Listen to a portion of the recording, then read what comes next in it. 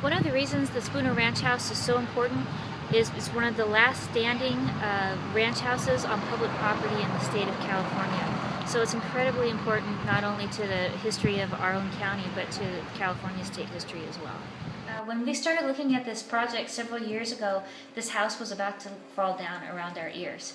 And State Parks has had ongoing trouble with raising money for maintenance projects, and so one of the problems is a lot of our California history is literally falling down.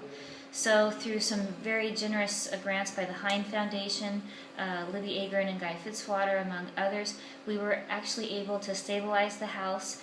And again, when we started, there were holes in the wall, green paint on the floor, linoleum. It was a nightmare. Rat's nest. We dealt with it all. So we were able to fix everything, put beadboard back up, put the original fir floors back on, and period light fixtures.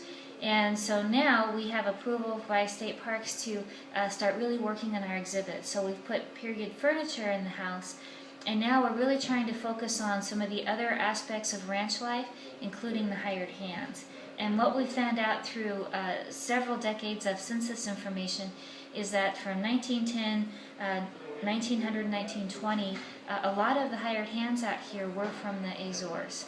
So we're asking people on March 7th to come to the ranch house between 11 and 1 and bring pictures, recipes, stories, even items they might want to show, and we'll have people on hand to take information. And also we'll have a good pot of Portuguese pink beans on the stove.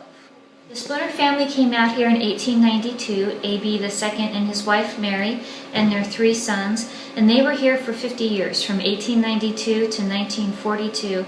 And they're important because the county of San Luis Obispo was important at that time. At that time, San Luis Obispo County was the largest dairy county in the world.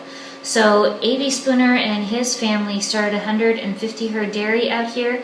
They had the most modern creamery in the area. They had 500 beef cattle. They had 200 purebred Poland China hogs, 200 sheep, 200 wool goats, and they said from the house, every place you could look on the terrace, they were growing barley, oats, and pink beans.